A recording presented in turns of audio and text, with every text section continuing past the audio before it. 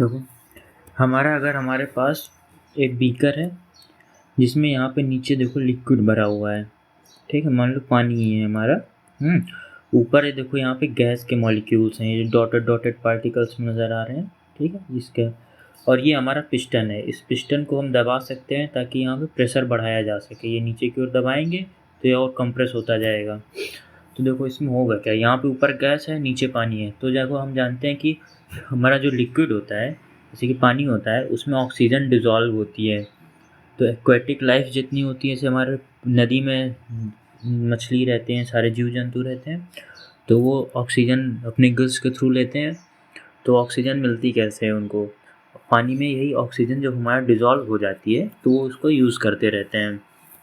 तो जितना ज़्यादा हम प्रेशर लगाएंगे उतनी ज़्यादा हमारी ऑक्सीजन डिज़ोल्व होगी पानी में।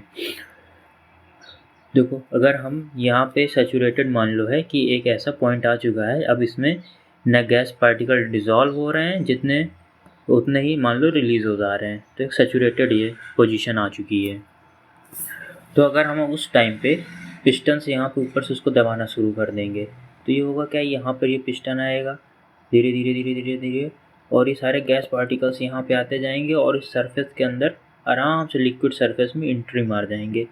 तो इससे होगा क्या कि हमारा जो पहले मान लो 10 मोल हमारा ऑक्सीजन मॉलिक्यूल्स इसमें डिज़ोल्व थे, तो अब वो बढ़ के हमारा इंक्रीज़ हो जाएंगे, मान लो कुछ भी हो जाएंगे 12-15 जितना भी हो।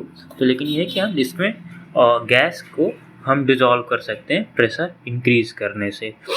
तो यही हमारा होता है, इसी से आता है हेनरी लॉ। ये चीज़ को हेनरी ने ऑब्जर्व किया था, उन्होंने इस अपना हेनरी लॉ दिया। उन्होंने कहा कि solubility of a gas in a liquid is directly proportional to the partial pressure of a gas present above the surface of a liquid. ठीक है, क्या कहा, इसका क्या मतलब हुआ? सॉल्युबिलिटी ऑफ अ गैस, किसी गैस की सॉल्युबिलिटी लिक्विड में डायरेक्टली प्रोपोर्शनल होती है पार्शियल प्रेशर, ये यहाँ पे किस प्रेशर पे वो गैस प्रेजेंट है, कितने मोल। पार्शियल प्रेशर मैंने निकालना बताया था ना, मोल ऑफ ए, जिसका हमें निकालना है upon total mole of solution. तो ऐसे ही निकलता है पार्शियल प्रेशर। तो ये हमारा ए का पार्शियल प्रेशर रहेगा। तो उस गैस का पार्शियल प्रेशर हमारा जितना ऊपर होगा उतना ही प्रेशर इंक्रीज़ करने पे डायरेक्टली प्रोपोर्शन होता है उसकी सॉल्युबिलिटी का। और इसे हम इंक्रीज़ कर सकते हैं by increasing the pressure. Henry ने फिर फॉर्मूला क्या दे दिया कि partial pressure of a gas ये डायरेक्टली प्रोपोर्शन होता है मोल फ्रैक्शन के हमारा। ये the partial pressure of a gas in vapour phase is proportional to the mole fraction of the gas in the solution. मतलब सोल्यूशन के ऊपर हमारा कितना प्रेशर होगा ये हमारा डिसाइड करेगा हेनरी लॉ के थ्रू कि कितना मोल फ्रैक्शन में उस अमाउंट में वो चीज़ हमारी प्रेजेंट है यहाँ पे। तो इनका फार्मूला हो जाता है हमारा KH। जब प्रोपोर्शनलिटी हटाएंगे तो KH हमारा कांस्टेंट आ जाएगा। ठीक है, ये हमारा क्या कहा था, ये देख लो आराम से कि देखो एक सोल्यूशन है, उसमें यहाँ पे मान लो हमारा HCl है, ऑक्सीजन है, ढेर सारी गैसेज हैं। तो इस लिक्विड में जो हमारा नीचे लिक्विड है, यहाँ पे तो गैस है, तो इस लिक्विड में गैसेस हमारा कितना डिज़ोल्व होगी, कौन गैस कितना डिज़ोल्व होगी, कि इसमें कितना ऑक्सीजन डिज़ोल्व है, कितना HCl डिज़ोल्व है, ये हम पता कैसे करेंगे? तो इसी फार्मूले के थ्रू हम पता करते हैं, हेनरी फार्मूले के थ्रू। उन्होंने कहा है कि सॉल्यूशन में किस अमाउंट में कौन सी गैस डिज़ोल्व होगी, इसका हम पता लगाएंगे कि उसके ऊपर सरफेस के ऊपर की गैस पर जो है हमारा यहाँ पे उनका पार्शियल प्रेशर क्या है उन गैसेस का। यानी कि हमारा बीकर में मान लो ऊपर हमारा एयर है, एयर में हमारा HCl है, ऑक्सीजन है, N2 है, नाइट्रोजन गैस है हमारा, यहाँ पे नीचे पानी है।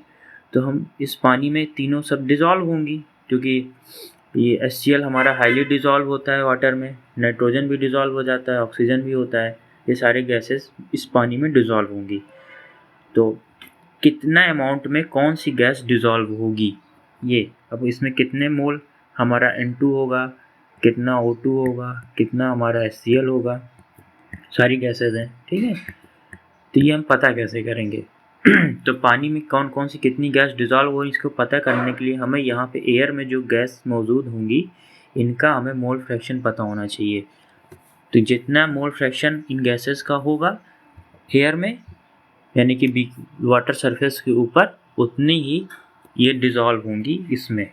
जैसे जो जितने ज़्यादा अमाउंट में, वो उतना ज़्यादा अमाउंट में सॉल्व होगा, डिज़ोल्व होगा।